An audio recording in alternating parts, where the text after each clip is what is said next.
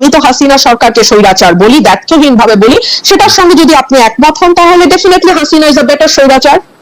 আচ্ছা, আমি খুব মনোযোগ দিয়ে প্রধানমন্ত্রীর সংবাদ সম্মেলন দেখি, তার একটা বড় কারণ হচ্ছে বিনোদন। আমাদের বিনোদনের অভাব আছে এবং আমি এই সংবাদ সম্মেলন থেকে যথেষ্ট পরিমাণ বিনোদিত হই।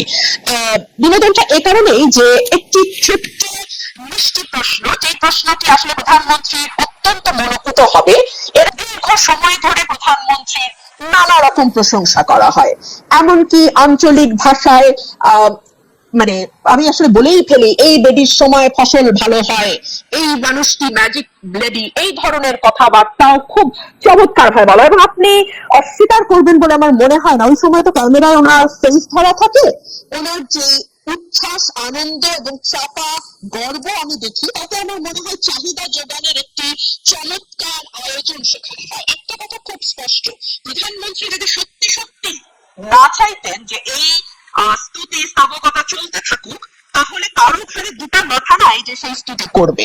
উনি ভালোবাসেন বলেই এই স্তুতিগুলো হয়।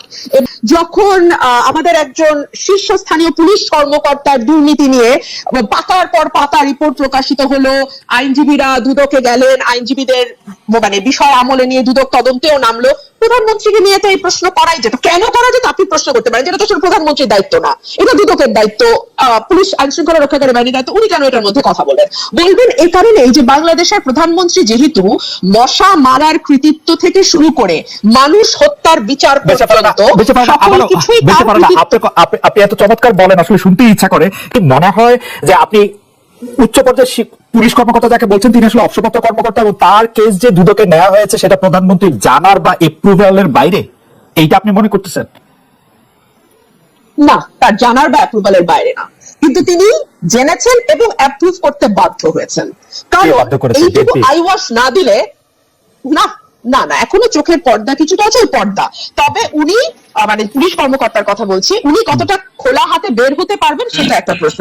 ধরুন বেসিক ব্যাংকের বাচ্চু শেখ আব্দুল হাই বাচ্চু, না নামের আগে শেখ ছিল না, আমি জানতাম না, ফরাসউদ্দিন সাহেব যেহেতু দুদিন আগে সেটা খোলাসা করেছেন, সেটা অবশ্য আপনাদের রিপোর্টারদের একটা ফোরামেই তিনি খোলাসা করেছেন, সেখানে তিনি স্পষ্ট করেছেন নামের আগে শেখ ছিল না, এখন শেখ যুক্ত হয়েছে। আচ্ছা, ব্যক্তি বাদ দেন, বাংলাদেশের মন্দরিনের পরিমাণ 4.5 লক্ষ কোটি টাকার উপরে, এটা আমরা বলছি না, অর্থনীতিবিদরা বলছেন। এই মন্দরিন তাদের কারণে হয়েছে, তাদের সুবিধা দিতে হয়েছে, আমরা বাংলাদেশে যারা আছে সবাই জানি। আচ্ছা, ধরুন একজন ঋণ খেলাপি, তিনি মাত্র 2% ডাউন পেমেন্ট দিয়ে তার ঋণটি রেগুলার করে ফেলতে পারবেন। অথবা ধরুন একজন ব্যাংকের পরিচালক, যার আগে মেয়াদ ছিল 3 বছর, সেটাকে বাড়িয়ে 9 বছর ছিল, প্রথমে পার্লামেন্ট এসেছিল 9 বছরের দাবি নিয়ে, সেটা আবার অটোকেও দাবি না করতে 12 বছর করে ফেলা হয়েছে।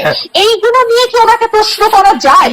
আজ পর্যন্ত আমি আপনাকে একটু বলতেই চাই, একটু বলি যে আসলে প্রধানমন্ত্রী শেখ হাসিনাকে এই বিষয়ে স্পেসিফিকলি প্রশ্ন করা হয়েছে, তিনি এটা নিয়ে উত্তর দিচ্ছেন যে সাংবাদিকদের তিনি আহ্বান জানাইছেন যে আপনারা আমাকে তালিকা দেন কার কার কার কার কার কার ব্যাপারে আপনারা কি জানতে পারছেন, আমি চেষ্টা করতেছি, এবং এই প্রশ্ন করা হয়েছে, আমি শুনছি। তাহলে আমার উত্তর হবে যতটা এড়ানো, আপনারা যেটা বলছিলেন যে এত স্পেসিফিক উত্তর কেউ কি দেয় বা প্রশ্ন এড়িয়ে যায়, এর চেয়ে সুন্দর এড়ানো আর কি হতে পারে? তালিকা দেওয়া কি সাংবাদিকের দায়িত্ব? দুদক কি করে? এসবি, ডিবি, এনএসআই, ডিজিএফআই, তারপরে আপনার এনএসআই, ডিজিএফআই তো দায়িত্ব না? বাংলাদেশ ফাইন্যান্সিয়াল ইন্টেলিজেন্স ইউনিট তারা কি করে? বাংলাদেশ ব্যাংক কি করে? এটা দেখাদোপটা দেওয়ার মানে কি জানেন? It's a clear message. দ্বিতীয় দিন আর এই প্রশ্ন করবেন না।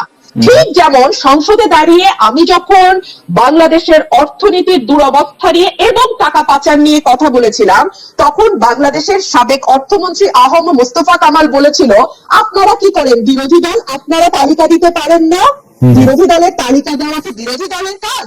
তখন আমি বলতে বাধ্য হয়েছিলাম, আপনার পাশে যে ফরেন মিনিস্টার বসে আছে তার কাছে তালিকা আছে বলে তিনি স্বীকার করেছেন, এটলিস্ট কয়েকজনের নাম, কয়েকজনের তথ্য তিনি জানেন, অথচ তার কাছ থেকে তালিকা নিয়ে বিসমিল্লাহটা করেন।